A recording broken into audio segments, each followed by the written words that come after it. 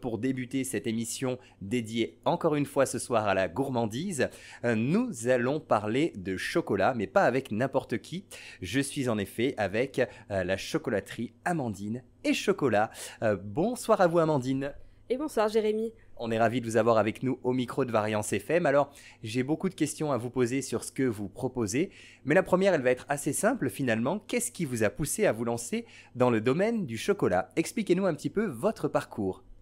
Alors moi j'ai grandi avec une maman passionnée de pâtisserie, de bons produits et un papa cuisinier. Donc j'ai été bercée un petit peu dans le goût du bon dès mon enfance. Et donc c'est naturellement que je me suis lancée dans la pâtisserie à partir de l'âge de 16 ans en apprentissage. Et j'ai continué en cuisine, puis dans le chocolat et je suis dans le chocolat depuis maintenant 15 ans. D'accord. Et alors, vous avez une formation spécifique justement pour faire toutes ces gourmandises? Tout à fait, j'ai un CAP chocolatier du coup et un brevet technique des métiers chocolatier-confiseur que j'ai passé il y a quelques années maintenant. Un parcours qui donne envie en tout cas, tout comme vos créations que nous allons découvrir sur les ondes de Variance FM. Alors, quelles sont les différentes variétés de chocolat que vous utilisez? Alors j'utilise des chocolats haut de gamme qui sont pure origine.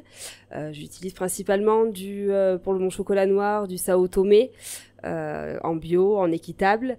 Et pour mon chocolat au lait du République Dominicaine, pareil, bio, équitable. D'accord, donc des chocolats de qualité effectivement qui ont des provenances diverses et variées. Tout à fait. Et après, on peut trouver plein de provenances différentes, que ça soit en tablette, dans mes ganaches. Mais voilà, toujours des produits de très bonne qualité pour avoir un produit final qui soit excellent. Alors, sous quelle forme se présentent vos chocolats? J'imagine qu'il y a évidemment la tablette traditionnelle, mais que vous proposez bien d'autres variantes. Tout à fait. Alors, donc bien sûr, là, il y a les tablettes diverses et variées, avec des noisettes, des cacahuètes, avec tout ce qu'on veut dedans un petit peu. J'ai beaucoup de bonbons de chocolat aussi, donc au praliné fait maison, des ganaches. Je fais aussi des oursons guimauves, des rochers, voilà, beaucoup de choses. Mais je fais aussi de la confiserie avec les pâtes de fruits, principalement, les caramels. Je fais un petit peu de biscuiterie également. Et des glaces et des sorbets toute l'année. Ah bah écoutez, c'est plutôt chouette, il y en a vraiment pour tous les goûts. Et ce que l'on remarque, c'est qu'effectivement, eh bien, il y a des chocolats qui sont un petit peu originaux, j'ai envie de dire, mais il y a aussi des choses un petit peu traditionnelles. Vous parliez de l'ourson, en fait c'est un véritable retour en enfance quand on vient vous voir. C'est tout à fait ça, et c'est le but. Donc j'ai l'ourson classique en guimauve à la vanille bourbon de Madagascar, et je vais avoir aussi une version un petit peu plus fun avec du praliné coco à l'intérieur sous la guimauve qui plaît également beaucoup. Donc effectivement, on est sur la tradition et également sur la nouveauté, et ça c'est plutôt chouette de pouvoir mêler les deux. Alors, quels sont les ingrédients que l'on retrouve dans vos chocolats justement et d'où viennent-ils? Est-ce que vous faites en sorte d'essayer de travailler avec des producteurs locaux lorsque vous le pouvez? Alors, pour les producteurs locaux, ça reste compliqué pour le chocolat, puisque le chocolat n'est pas cultivé ici. Par contre, pour mes sorbets, par exemple, j'utilise des fraises qui sont un petit maraîcher qui s'appelle La Picotte, à Cisterne-la-Forêt. Donc, j'essaye d'avoir quelques produits locaux. Pour les pâtes de fruits, par exemple, j'ai de la verveine qui vient de Clermont. J'ai des pâtes de fruits aussi à la Gentiane, de la maison Cérès à Vermonton. J'essaye d'avoir des choses un peu locales. Et après, pour le reste, pour tout ce qui est fruits secs, je travaille beaucoup sur des IGP, sur des produits bio. Pour mes noisettes, ça va être des noisettes du Piémont, donc pas locales, mais excellentes, exceptionnelles. Sur les amandes, je vais être sur de l'amande bio d'Espagne, mais je travaille avec des produits de haute qualité pour avoir du bon goût derrière. D'accord. Alors, on a parlé tout à l'heure des différentes formes sous lesquelles se présentent vos chocolats. Est-ce que vous pouvez maintenant nous parler un petit peu des garnitures que l'on retrouve à l'intérieur? Alors, vous parliez du praliné, mais ça n'est pas tout. Il y a beaucoup d'autres choses, j'imagine, dans vos chocolats. Alors voilà, il y a du praliné, donc il y a des pralinés déjà sous différentes sortes. Les gens viennent beaucoup pour mes pralinés, puisqu'ils sont faits maison et ils ont un goût particulier. Donc je vais avoir du praliné amande, noisette, noix de pécan, cacahuètes, coco et quelques-uns d'autres. Et sinon, je vais avoir des ganaches, donc des ganaches grand cru avec des chocolats pure origine de haute qualité. Je vais avoir des ganaches un petit peu plus originales comme la ganache Morito qui a été un petit peu récompensé sur le guide des croqueurs de chocolat 2025 où j'ai eu de très très bons compliments dessus. J'ai eu aussi des ganaches caramel, j'ai des ganaches thym citron, à la fève de tonka. J'essaye d'avoir un petit peu pour tous les goûts. Et j'imagine que c'est pas forcément facile à élaborer une ganache parce que forcément, il faut savoir doser subtilement les arômes pour pas que ce soit trop fort non plus et pour qu'on puisse sentir aussi ce que vous annoncez parce que le chocolat a un goût lui aussi assez prononcé donc il faut savoir jouer avec l'équilibre finalement. C'est tout à fait ça. Tout est une question d'équilibre, de calcul aussi, parce que pour les recettes, il faut calculer un petit peu pour qu'elles aient la bonne consistance et puis voilà que le goût, le chocolat ne l'emporte pas sur la ganache selon ce qu'on a envie d'y mettre. Et c'est de l'équilibre. Vous avez tout résumé. Et alors en termes de texture, est-ce que vous êtes capable finalement de satisfaire un petit peu tous les palais? Est-ce qu'on a du croquant, du fondant, etc. Tout à fait. Sur les ganaches, on va avoir beaucoup de fondant. Sur les pralinés, on va être beaucoup sur du croquant. Et il y a des alliages des deux avec, par exemple, l'exotique, avec un praliné coco et une pâte de fruits mangue passion dessus. Ça permet d'avoir un équilibre et quelque chose de sympa en bouche et d'en avoir pour tous les goûts surtout. Ah bah c'est chouette, vraiment tout le monde peut se faire plaisir. Alors, est-ce qu'il vous arrive aussi de proposer de temps en temps des chocolats personnalisés à la demande de vos clients notamment? Tout à fait. Il y a quelque temps, j'ai fait par exemple un bouclier de Brennus pour une retraite, pour un monsieur qui partait à la retraite. J'ai fait pas mal de petites choses comme ça. Alors, dans la région, ça tourne beaucoup autour du rugby, bizarrement. Mais voilà, à la demande, je m'adapte complètement aux clients. D'accord. Et est-ce que vous prévoyez également des recettes pour ceux qui ont des régimes alimentaires spécifiques? Peut-être sans lactose notamment ou sans ingrédients allergènes peut-être? Tout à fait. Alors j'ai toujours une gamme sans lactose, justement parce que c'est un allergène qui pose problème malheureusement aujourd'hui. Et j'ai aussi également beaucoup de produits sans gluten. J'essaye de travailler le moins possible le gluten, à part dans les biscuits où c'est un petit peu plus délicat. Et j'ai également des tablettes sans sucre pour les personnes diabétiques. Donc on essaye d'avoir un panel qui peut correspondre un petit peu à tout le monde. C'est vrai que le sucre, c'est très compliqué, surtout quand on parle de chocolat, puisque forcément, celui-ci, je ne vais pas dire qu'il est omniprésent, mais en tout cas, on le retrouve très régulièrement dans divers chocolats et dans diverses garnitures, comme vous en parliez tout à l'heure, notamment les ganaches et choses comme ça. Mais bon, voilà, il faut se faire plaisir avec modération, faire attention, et c'est bien de penser à ces personnes-là qui ne peuvent pas forcément manger beaucoup de sucre. Alors, quelles sont, selon vous, les étapes à respecter pour fabriquer un bon chocolat? Quels sont les facteurs finalement sur lesquels il faut être vigilant? Alors le premier, c'est les ingrédients.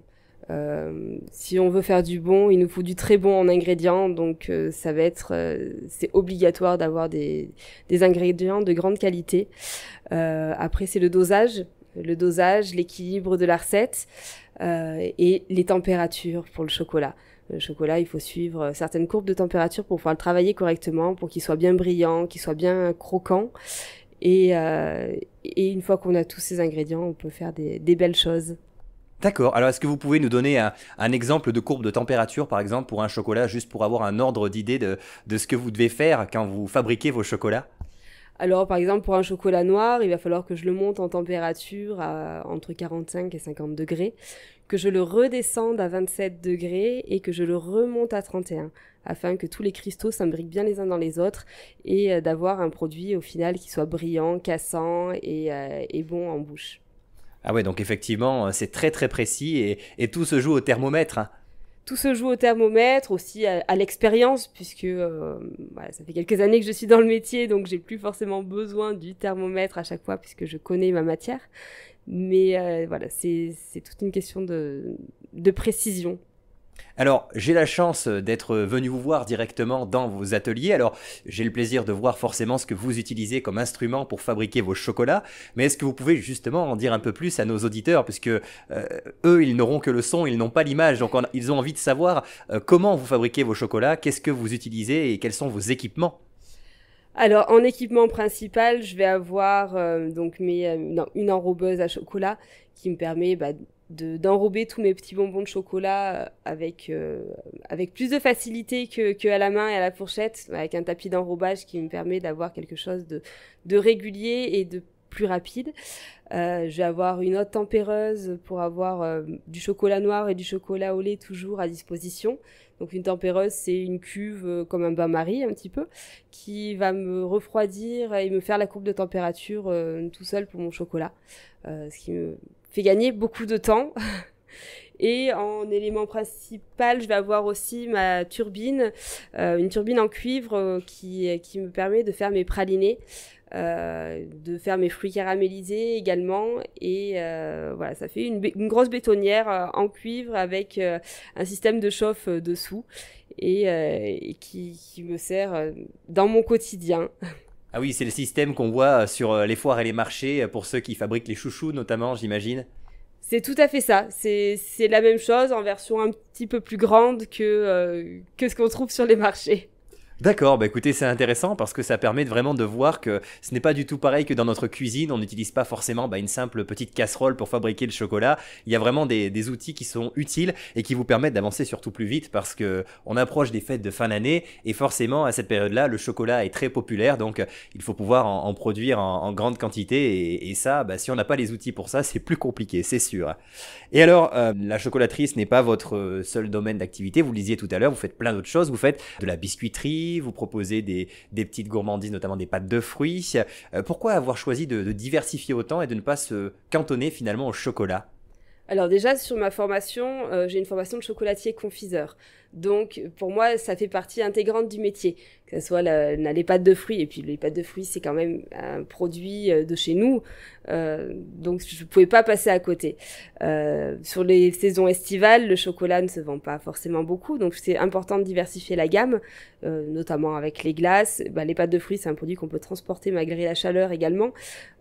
Voilà, j'essaye d'avoir un petit peu de tout et pour pouvoir plaire aussi au plus grand nombre, sans me diversifier trop non plus. La biscuiterie, j'en fais pas forcément tout le temps, j'en ai pas toujours en magasin. C'est un petit peu comme je peux, parce que je suis toute seule à travailler.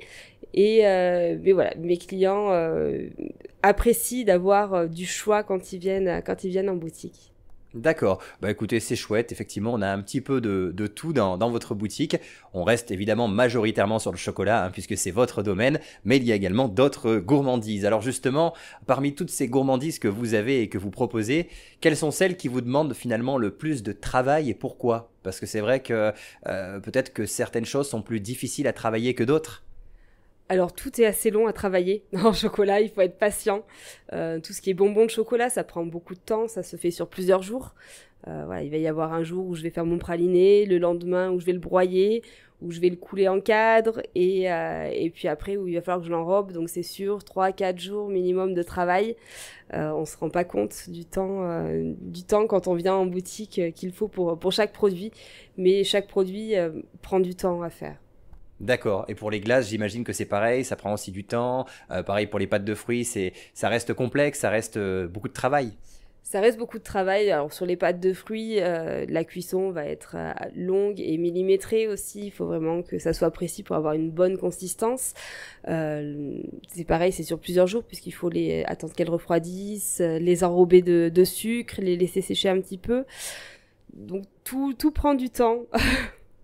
Et alors, où trouvez-vous vos idées de gourmandise? Est-ce que vous vous inspirez finalement un petit peu des tendances du moment? Ou est-ce que tout vient finalement de votre imagination et de votre inspiration? Alors ça vient surtout de mon inspiration, je suis pas trop les modes et tout ce qu'on peut voir actuellement.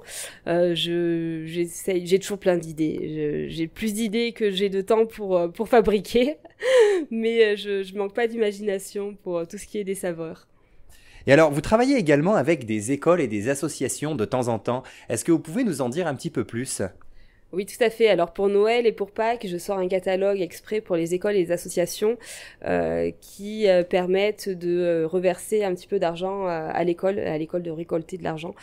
Je leur fais une remise sur le prix catalogue et qui permet à l'école de récupérer un petit peu jusqu'à 14% de remise sur le prix catalogue.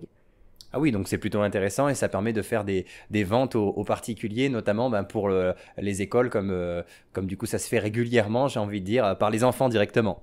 C'est tout à fait ça. C'est gagnant-gagnant. Ça me permet de me faire connaître et ça permet aux écoles de gagner un petit peu d'argent et d'éviter de passer par des grandes chaînes très connues qui sont moins artisanales et qui attirent moins les gens. Oui, tout à fait, parce que là on est vraiment sur du bon chocolat et des bonnes gourmandises, je peux vous le dire. Je suis entouré avec tout ça et là ça me donne envie. Et alors on va parler maintenant un petit peu de vos projets. Alors quels sont-ils? Est-ce que vous avez prévu de développer de nouvelles choses pour les prochaines semaines ou les prochains mois? Alors pour les prochaines semaines, oui, on va être sur le thème de l'automne, d'Halloween. Donc je vais créer quelques nouvelles petites choses, des petits cèpes en chocolat, des petites chauves-souris d'Halloween. On va essayer d'être bien dans le thème. Et ensuite, ça sera Noël. Donc là, ça va être des petites créations de Noël également, les Pères Noël, les bonhommes de neige, tout ça, et des petits boîtages très sympas. Alors, puisque vous parlez, tiens, de cèpes, ça me fait penser à quelque chose. Est-ce que vous avez déjà testé des ingrédients un petit peu originaux dans vos chocolats? Bah, justement, par exemple, le cèpe, on ne sait jamais, hein, il y a des personnes qui font des chocolats au cèpe. Est-ce que vous avez, vous aussi, fait un drôle de mélange une fois et vous vous êtes dit, bon, finalement, on va peut-être pas le commercialiser tout de suite, mais bon, pourquoi pas un jour? Alors, j'ai eu testé de faire des ganaches au poivron, voilà, dans des choses un petit peu originales. C'est pas quelque chose qui se vendrait ici, c'est des choses qui peuvent se vendre facilement, on va dire, sur la région parisienne et tout ça. Ici, c'est pas ce que les gens recherchent, mais on peut faire toujours des parfums un petit peu originaux. Moi, j'aime beaucoup travailler avec les plantes aussi. J'ai fait un sorbet à la mélisse qui a très bien marché. Qui est peut-être un petit peu moins original que le cèpe, mais qui est très sympa. Sur mes sorbets, j'utilise aussi de la menthe. Sur mes pâtes de fruits, j'utilise du romarin sur certaines. Donc voilà, on essaye d'avoir des petites choses originales et des pâtes de fruits verveine et gentiane que je vous parlais tout à l'heure, voilà, qui sortent un petit peu de l'ordinaire, mais pas trop non plus en restant sur des choses assez locales. Ganache au poivron, pourquoi pas? J'ai envie de dire un jour, peut-être en Auvergne, on verra bien en tout cas. Et en termes de partenariat, justement, est-ce qu'il vous est déjà arrivé de travailler avec des grands chefs ou des restaurateurs du coin en proposant peut-être certains de vos chocolats? Alors non, pour l'instant, ça ne s'est pas fait encore. Je n'ai peut-être pas pris le temps de démarcher aussi de grands chefs. Peut-être à l'avenir, on ne sait jamais. Eh ben écoutez, pourquoi pas, j'ai envie de dire, ça peut faire partie des futurs projets d'Amandine et Chocolat. Alors, une dernière question avant de vous quitter, parce que le temps passe très vite, on va devoir se laisser d'ici peu. Où peut-on vous retrouver du coup? Est-ce que vous avez une page Facebook, un site internet, des lieux dans lesquels on peut facilement retrouver vos chocolats? Alors, vous pouvez venir en boutique déjà, donc sur Ponia, à Charbonnières-les-Varennes. Sinon, vous avez le site internet amandineetchocolat.fr, je vous trouverez assez facilement. J'ai Instagram, j'ai Facebook, donc je suis un petit peu partout, c'est pas difficile de me retrouver. Et sur le site internet, on peut commander en ligne, donc si vous êtes un petit peu loin, il n'y a pas de souci. Je fais des expéditions dans toute la France. Eh ben écoutez, j'ai envie de dire, chers amis auditeurs, n'hésitez pas à tester. Il y a vraiment de belles gourmandises, il y en a pour tous les goûts. Chocolat au lait, chocolat noir, des pâtes de fruits, également des gourmandises, des biscuits. Bon, voilà, je ne vais pas tout vous citer à nouveau, mais vous avez compris que vous pourrez vous faire plaisir avec du local avant tout. En tout cas, on était ravis de vous avoir avec nous, Amandine. On vous souhaite une belle continuation. Et puis, on espère que les gens vont venir vous voir pour ces fêtes de Noël, parce que le chocolat avant tout pour les fêtes, je trouve que c'est l'essentiel. C'est le meilleur cadeau qui soit, car ça permet de rassembler tout le monde, et une boîte de chocolat, ça se partage. Donc c'est un petit peu le but, j'ai envie de dire, de ces gourmandises-là, n'est-ce pas? On fait ça pour donner le sourire aux gens, c'est un métier, voilà, un métier qui donne le sourire et on adore ça. Merci beaucoup pour votre invitation et à bientôt. Eh ben écoutez, on reviendra avec grand plaisir vous voir, parce que franchement, à chaque fois qu'on passe ici, on a des étoiles plein les yeux. Voilà, et sur Variance FM, on va continuer avec un petit peu de musique évidemment, et on va se retrouver d'ici quelques instants avec la prochaine interview de la soirée. Et cette fois-ci, on va parler de champignons. J'évoquais les cèpes tout à l'heure, là ce seront des champignons un petit peu différents, puisque nous allons retrouver la ferme Kinoko. Restez bien avec nous, on se retrouve d'ici quelques instants.